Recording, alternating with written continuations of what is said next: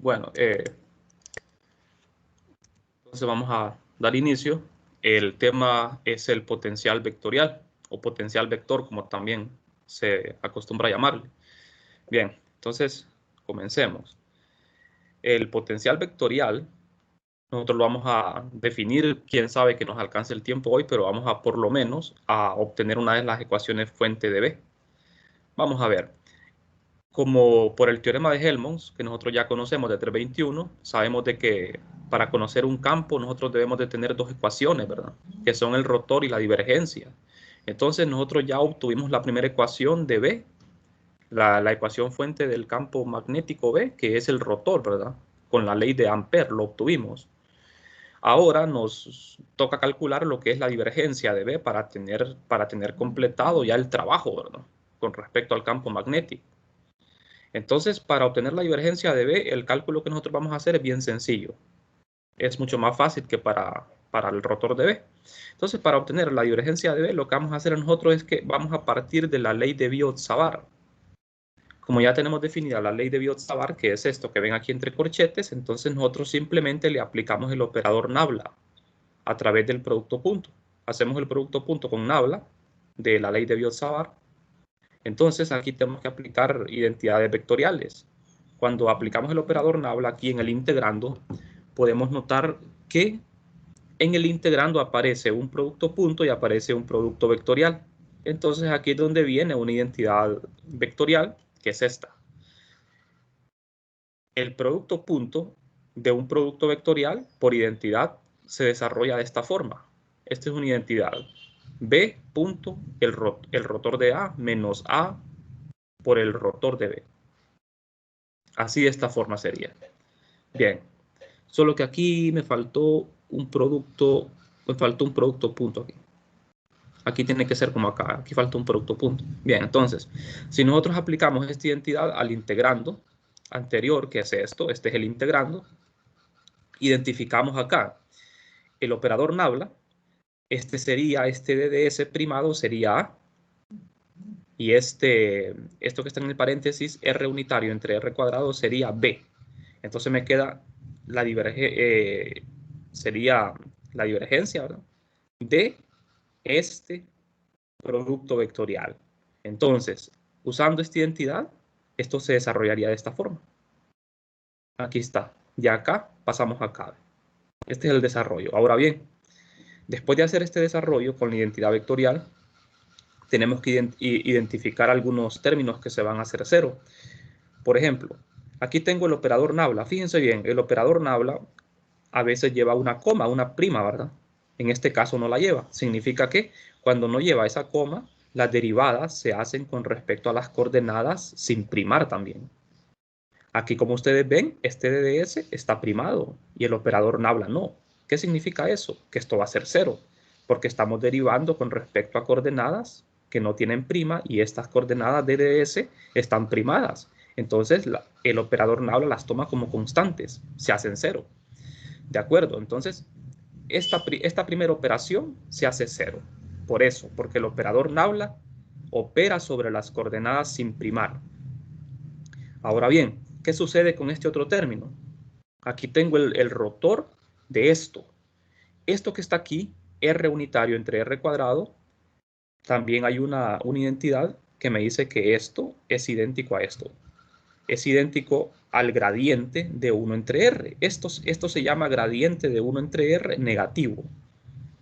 Es fácil demostrarlo, ¿verdad? ¿Cómo pasamos de aquí a acá? Entonces, sustituyo esto que está aquí por esto. De manera que al sustituirlo, me queda esto. Esto lo sustituyo por esto con un signo menos por la identidad. Entonces, aquí hay otra identidad. El rotor de un gradiente es cero. Una identidad que la estudiamos entre 21. Entonces, de esta forma, los dos términos que aparecen aquí son cero. ¿Y qué me está diciendo esto? Que toda la integral, todo esto es cero, de manera que la divergencia de B se hace cero. ¿De acuerdo? Ya que el rotor de un gradiente y esto es cero, de manera que la divergencia de B es cero. Fue bastante fácil demostrar, ¿verdad?, que la divergencia de B es cero. Entonces, Este resultado que ven acá es una de las ecuaciones más importantes de la clase, porque es una de las ecuaciones de Maxwell, junto con el rotor de B, son las dos ecuaciones fuente de B. Entonces, esta ecuación es una ecuación de Maxwell. Y esta ecuación no la vamos a modificar nunca en lo que resta de la clase. En todo el electromagnetismo, esta ecuación permanece constante. No hay que hacerle ningún cambio. Esta ecuación, si ustedes se acuerdan el significado de la divergencia de B, ustedes pueden interpretar este resultado. Entonces, vamos a ver, el resultado nos dice que B es un campo solenoidal. Nosotros dijimos, ¿verdad?, en la clase de electromagnetismo 1, que la divergencia de un campo cuando es cero significa que el campo es solenoidal. Solenoidal viene de solenoide, o sea que el campo magnético siempre va a tener forma como de un solenoide, ¿verdad? O sea, las líneas van a ser vueltas completas, que no tienen principio ni fin, sino que su punto final inicial coincide. Entonces, esta ecuación revela también la no existencia de los monopolos magnéticos. El campo magnético no tiene fuentes escalares, o sea, hay varias formas de interpretar una divergencia, ¿verdad? Nosotros podemos decir esto en palabras de varias formas. ¿Qué nos está diciendo esta ecuación? Nos está diciendo que no existen los monopolos magnéticos, algo que es bastante básico, ¿verdad?, saberlo en electromagnetismo, la no existencia de los monopolos. Acuérdense que en electricidad sí existen los polos, ¿verdad? Los polos eléctricos. ¿Qué es un polo eléctrico? Es una carga, ¿verdad? Una carga positiva o una carga negativa es un polo eléctrico. Entonces, en electricidad sí existen los polos, que son las cargas.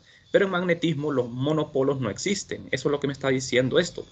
Si aquí fuese diferente de cero, sí existieran los monopolos magnéticos, ¿verdad? Pero eso no. Yo siempre les cuento a los estudiantes aquí una anécdota, ¿verdad?, de la cultura popular, ¿verdad? En una serie de televisión, la Big Bang Theory, que todos la conocen, hay un capítulo donde tiene que ver con esta ecuación, ¿verdad? Que los actores ahí de la serie andan buscando un monopolo magnético, porque como hasta el momento no se sabe la existencia de los monopolos, esta ecuación no ha sido refutada todavía, ¿verdad? Entonces, la existencia de los monopolos es algo que muchos físicos todavía viven creyendo que existen, ¿verdad? Porque la mecánica cuántica dice que pueden existir, pero el experimento no lo ha demostrado. Entonces, los monopolos magnéticos hasta el momento no se sabe de su existencia, ¿verdad? Aunque algunas teorías sí lo permiten, pero en el electromagnetismo eso está prohibido, ¿verdad? Entonces, esta ecuación siempre va a ser válida para nosotros. Entonces, vamos a hacer una analogía con el caso eléctrico. Hay diferencias, ¿verdad?, entre el caso eléctrico y el magnético que están bien marcadas. La divergencia del campo eléctrico es esto, que es la famosa, la ley de Gauss, ¿verdad? La ley de Gauss en forma diferencial. Y esta se le llama la ley de Gauss del magnetismo, aunque mucha gente no le pone nombre a esta ecuación, ¿verdad? En algunos libros le dicen la ley de Gauss del magnetismo, porque esta es la ley de Gauss de la electricidad. Entonces a esta le llaman la ley de Gauss del magnetismo, que es cero. Entonces, en el caso eléctrico, como la divergencia es diferente de cero, decimos de que tiene fuentes escalares, que son las cargas. Las cargas son escalares o polos. Aquí aparece la densidad de carga. Entonces, otra característica es que las líneas del campo no son cerradas, son abiertas, quedan abiertas. Y esta ecuación también me dice de que existen los monopolos eléctricos, o sea, las cargas. Un monopolo es una carga. Un dipolo son dos cargas, ¿verdad? Eso lo aprendieron ustedes en su curso de 321. Bien, ahora con el campo magnético es totalmente diferente. Como esto es cero, entonces esta ecuación me dice de que no tiene fuentes escalares el campo B. No tiene fuentes escalares, no existen cargas magnéticas. También me dice que las líneas de campo son cerradas. Siempre que la divergencia de un campo sea cero, significa que las líneas van a ser cerradas. ¿De acuerdo? Son líneas cerradas, por eso se le llama solenoidal. Y que no existen los monopolos magnéticos, lo que les acabo de mencionar, ¿verdad? Monopolo magnético es un polo, un solo polo. Entonces, vamos a ver. Caso eléctrico y magnético. En el caso eléctrico tenemos una carga puntual. Las líneas de campo, como ven ustedes, nacen en un punto y se mueren en otro punto, en el infinito. No se cierran. Mientras que las líneas de campo magnético siempre se cierran. Siempre tienen que ser cerradas. Y cuando las líneas siempre son cerradas, la divergencia va a ser cero. ¿De acuerdo? Esta divergencia no es no es cero, ¿no? Ahora bien, analicemos un poco más en detalle eso de los monopolos magnéticos. Entonces, para entender mejor esta parte de los monopolos magnéticos, veamos un imán. Un imán, que es el caso más simple con el que podemos expresar un ejemplo. Un imán tiene dos polos, ¿verdad? Un polo norte y un polo sur. Las líneas de campo magnético siempre apuntan de norte a sur, pero se cierran, a diferencia del dipolo eléctrico, donde no se cierra. Entonces aquí, ustedes ven que el campo de un imán, este es un imán permanente, el campo de un imán es idéntico al campo de un solenoide. De ahí donde proviene el nombre, ¿verdad? El campo solenoidal. Entonces, este imán tiene sus dos polos. ¿Qué pasa, por ejemplo, con el caso eléctrico?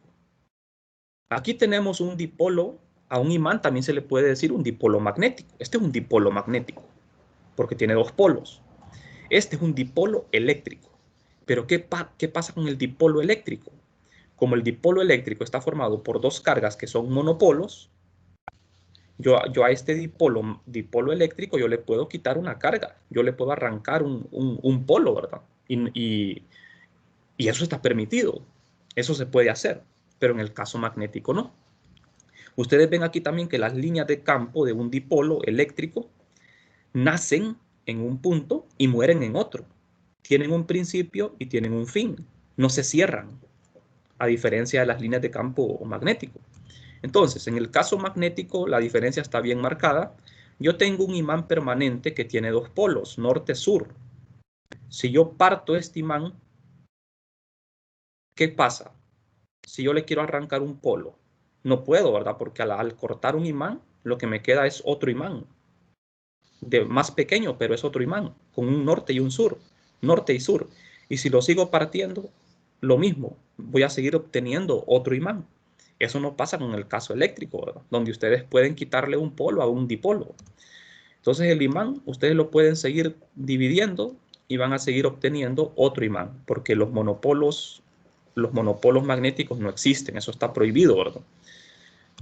Entonces, bien, una vez con eso, entonces vamos a seguir haciendo un poco más de matemática. Lo que vamos a hacer ahora es, como ya tenemos la divergencia del campo, B, entonces nosotros ahora vamos a aplicar el teorema de la divergencia para poder expresar esa ecuación de otra forma. Este es el teorema de la divergencia, que relaciona una integral de volumen con una de superficie. Entonces nosotros podemos hacer uso de este teorema para expresar de forma integral la divergencia de B. Entonces, aquí tengo el B y aquí tengo la divergencia de B, que la divergencia de B es 0. Entonces, ¿qué me queda aquí? Al sustituir esto, la divergencia de B como 0, me queda que la integral de superficie de B es igual a 0. Y esta es la versión integral de la divergencia de B. Entonces, las ecuaciones integrales son todavía más, son más, quiero decir, más como útiles, ¿verdad? A la hora de entender un principio. Una integral me sirve más para entender algo a mí. Por ejemplo, aquí yo puedo interpretar de una mejor forma todavía qué es lo que está sucediendo con el campo B. Si yo integro el campo B en una superficie cerrada, siempre me va a dar 0 el resultado, ¿de acuerdo? Si la superficie no es cerrada, ahí sí, puede dar diferente de 0. Pero si es cerrada, siempre me va a dar 0, ¿de acuerdo? Eso significa que la divergencia de B siempre va a dar. Entonces, esto indica ahora que el flujo de B, recuerden que esto se le llama integral de flujo. En 321 ustedes estudiaban flujo eléctrico y aquí el mismo concepto para flujo magnético, ¿verdad? Es la integral de B a lo largo de una superficie, que puede ser cerrada o abierta. Entonces, esto indica el flujo de B a través de una superficie cerrada. Y siempre es 0. Es equivalente a la ley de Gauss para el magnetismo.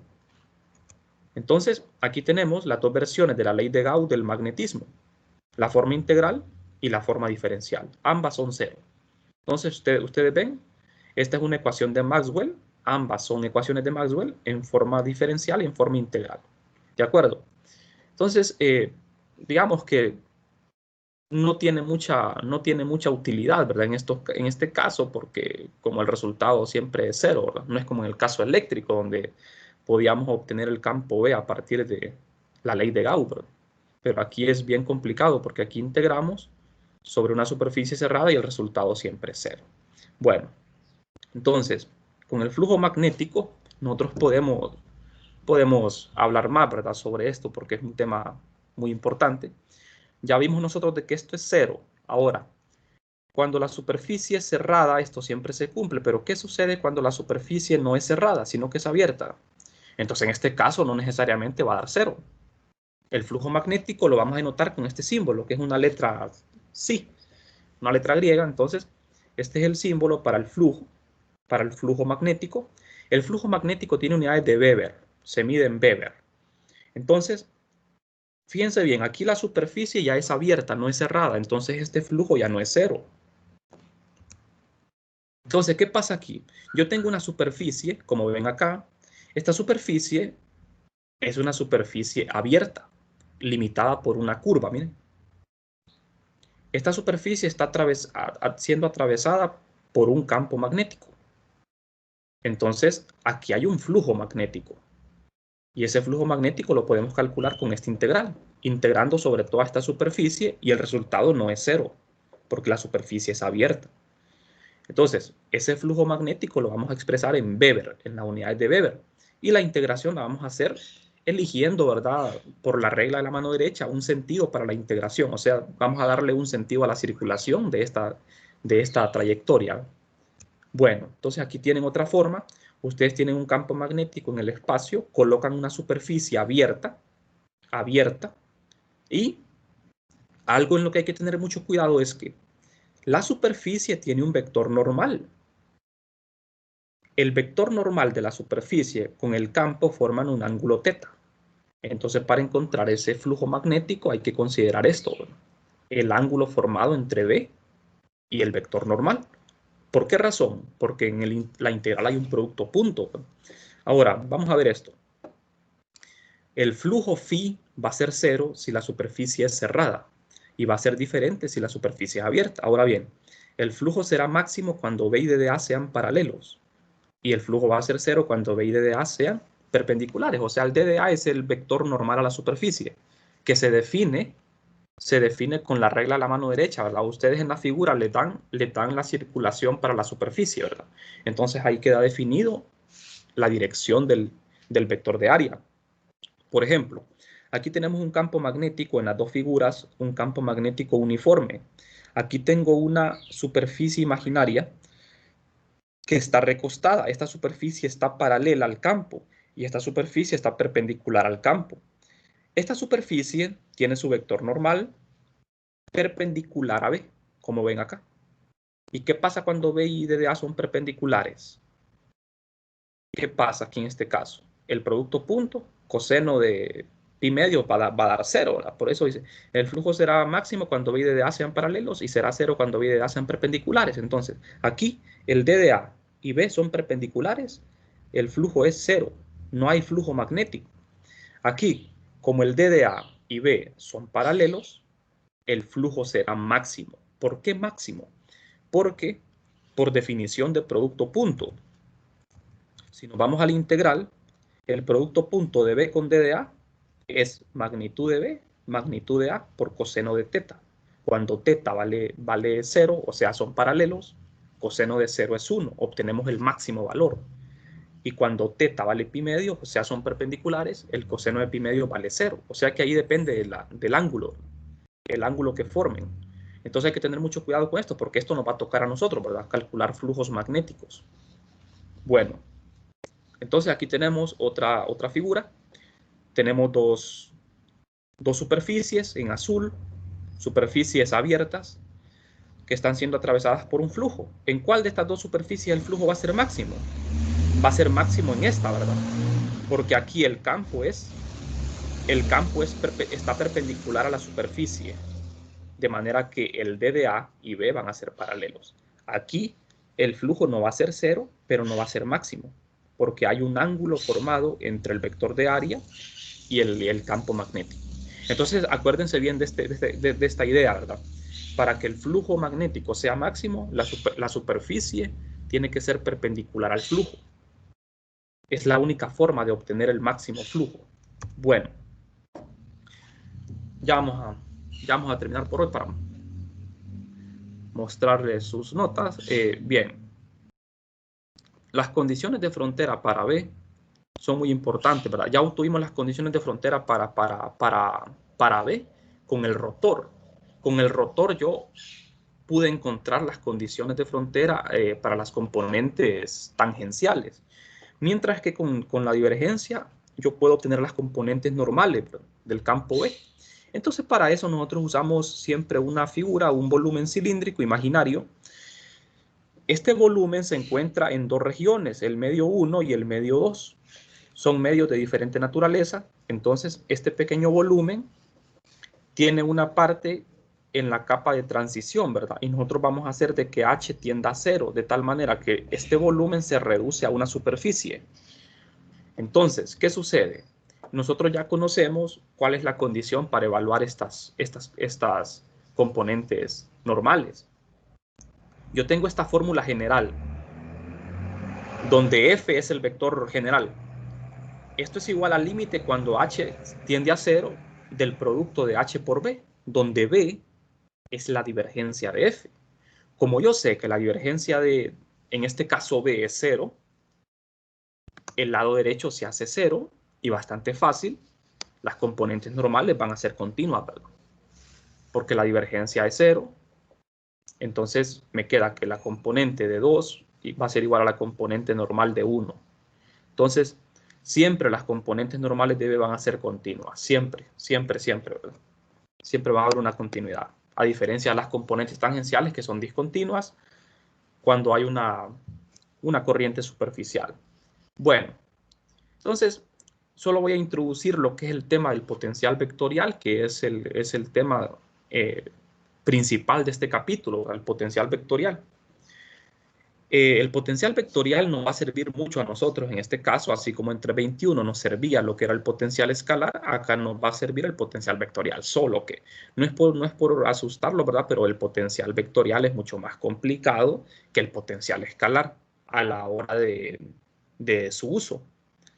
Por eso es que 4.15, ¿verdad? Es una clase que tiene un poco más de nivel en comparación con 3.21, ¿verdad? Porque aquí todas las operaciones son más complicadas. El potencial que nosotros tenemos aquí, que es un potencial vectorial, es un potencial mucho más complejo, ¿verdad? Que en el caso del potencial escalar. Porque este potencial escalar a nosotros nos va a servir para obtener lo que es ya sea un campo o para obtener el potencial vectorial. Entonces, aquí es se llega a esto como por intuición, ¿verdad? Aplicando lo que son identidades vectoriales. Nosotros ya sabemos de que la divergencia de B es 0. Entonces, si nosotros tomamos en consideración esta identidad de que la divergencia de un rotor debe ser 0, entonces esta ecuación y esta nos llevan a sospechar de que B se puede expresar como el rotor de un vector.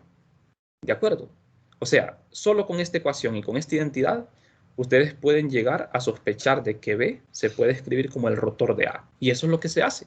Entonces, como ven acá, se asume de que B es el rotacional de un campo, pero este campo no lo conocemos. No sabemos qué propiedades tiene. Sabemos de que B puede ser igual a esto por esta identidad. Esta identidad siempre se tiene que cumplir, ¿de acuerdo? Se llama la divergencia de un rotor. Entonces, simple, solo con estas dos expresiones queda definido un potencial vectorial. Entonces, este nuevo campo que ustedes ven aquí, que se llama A, que todavía no sabemos mucha información, recibe el nombre de potencial vectorial. Potencial vectorial, o sea, el campo B se deriva de un potencial vectorial. A diferencia de entre 21, el campo eléctrico se derivaba ¿de qué? ¿Se acuerdan de qué se derivaba el campo eléctrico? El campo eléctrico se obtenía a partir de un gradiente, del gradiente de un campo escalar. Entonces el campo magnético se obtiene a partir del rotacional de un campo vectorial. Son cosas muy diferentes. Entonces, este campo A tiene unidades de Weber entre metro y recibe el nombre del potencial vectorial. Bueno, entonces, hay una analogía entre el potencial escalar, phi, y el potencial vectorial A. Y es en cuanto a la forma de obtenerlo. En eso sí se parecen, ¿verdad? En eso sí se parecen. Porque si ustedes recuerdan 321, la clase, nosotros obtuvimos el potencial escalar de una forma muy parecida. Así como sospechando algo, ¿verdad? Entonces, como el rotor de E tenía que ser 0 siempre, y había una identidad vectorial que era el rotor de un gradiente es 0. Entonces, como el rotor de un gradiente es 0 y esto es 0, entonces E se puede escribir como el gradiente de U. Y así fue como se llegó a la definición de phi. Simplemente con estas dos ecuaciones. Como estas dos ecuaciones siempre son válidas, entonces E tiene que ser el gradiente de U, pero se le pone un signo menos porque el experimento nos dice, ¿verdad?, de que si ese signo menos no va, los cálculos no nos salen. O sea, E es el negativo del gradiente de un campo escalar. ¿De acuerdo? Entonces, y ustedes ven que, ¿cómo hicimos ahorita para obtener el potencial vector? Prácticamente lo mismo. Nos basamos en una identidad vectorial y en la divergencia de B, que es 0, y de ahí obtenemos B. O sea, divergencia, fíjense bien, lo que está en el paréntesis aquí tiene que ser B, el rotor de A. A es un campo vectorial arbitrario, A es el potencial vectorial. Entonces, ahora bien, ya que tenemos esto planteado, nosotros tenemos que saber más sobre el campo vectorial A. Entonces, para eso, nosotros nos vamos a la ley de Biot-Savart, ¿verdad? Necesitamos obtener una expresión para A. Entonces, agarramos la ley de Biot-Savart. Tenemos esto, ¿y qué vamos a hacer? Como en el integrando de la ley de Biot-Savart aparece esto, aquí aplicamos una identidad a este integrando. El rotor del producto escalar por un vector. El rotor del producto de un escalar por un vector por identidad es esto. Porque aquí eso es lo que tengo. Vamos a ver. Fíjense bien, donde U es un escalar ya es un vector. Entonces, esto, el integrando, se puede escribir así. Porque R unitario entre R cuadrado es el negativo del gradiente de 1 entre R. Aquí aparece el operador nabla. Entonces, como aquí aparece nabla y aquí también, yo esto que tengo aquí lo puedo relacionar con esto que tengo acá. Entonces, esto, como ven, es esto, lo que sustituimos acá. Ahora bien, haciendo uso de esta identidad y esto, llegamos a que esto se puede escribir así. ¿De acuerdo? Se puede escribir así, con esta identidad. Entonces, acá fíjense bien, esto desaparece porque el operador nabla está derivando coordenadas que no están primadas. Y esto aparece primado. Entonces, por lo tanto, lo toma como constante y esto es 0. Entonces, solo me queda esta parte. Esto se convirtió en esto. Ahora bien, esa parte, fíjense bien, B. Entonces, sustituimos eso que nos quedó en la integral. Lo sustituyo. Ajá, aquí tengo el rotor de esto. ¿Qué pasa aquí? El operador nabla puede salir, ¿verdad? Es un operador lineal, puede salir de la integral y podemos poner dentro de paréntesis todo lo que tiene que ver con la integral. Entonces, ¿qué conseguimos con esto? Conseguimos de manera que, si lo comparamos con esta ecuación, vemos de que lo que está en el paréntesis aquí, que es la integral, es A. Solo por comparación, ¿verdad? Aquí estamos comparando. Entonces, esto tiene que ser igual a esto. Entonces, esto es A. Ya por comparación. Entonces, ya tenemos una expresión para A, ¿verdad? Ahora sí ya tenemos una expresión. O sea, esta va a ser la forma directa de calcular un potencial vectorial. Esto se llama forma directa de calcular un potencial vectorial. Pero no es el método más fácil, ¿verdad? Este, digamos que es el método más difícil de calcular el potencial.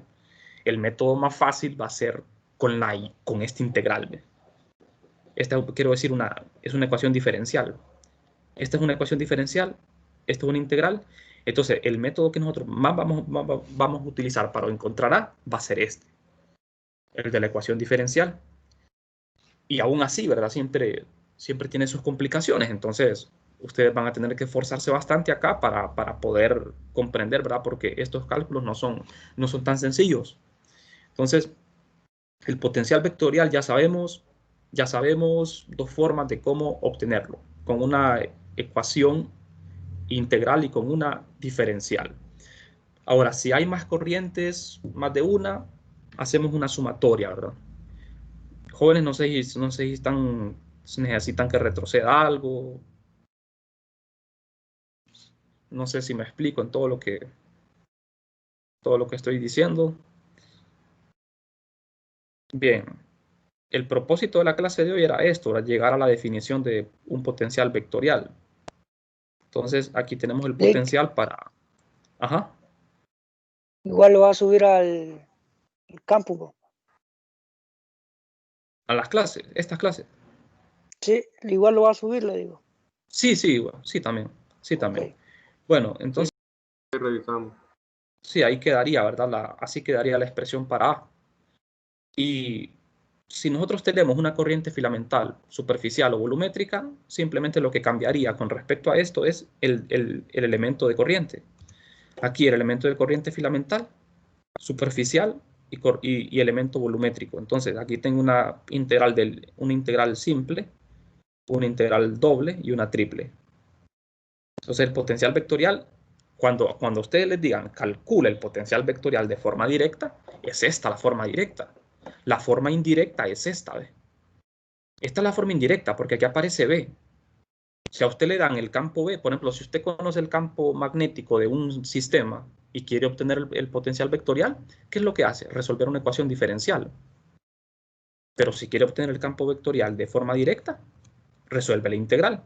Ahora bien, eso va a depender del tipo de sistema. Hay sistemas donde solamente se puede obtener el campo A por integración directa. Y hay otros sistemas más fáciles donde lo podemos obtener mediante este método, resolviendo una ecuación diferencial. Por ejemplo, el solenoide, ¿verdad? Ustedes ya saben cuál es el campo magnético de un solenoide, entonces de ahí pueden obtener A, pero tienen que resolver una ecuación diferencial. Entonces, aquí vamos a tener bastante trabajo en ese aspecto, ¿verdad? Los problemas son bastante largos porque hay que hacer bastantes cálculos, pero lo bueno es que para esta prueba solo va a entrar este capítulo. Es un capítulo corto, pero lo que pasa es que tiene bastante trabajo realizar los cálculos, ¿verdad? Bueno, entonces voy a dejar por aquí hoy la clase. Lick, solo una Ajá. consulta. Pude ver el mouse cuando dijo cuál es la forma directa para encontrar el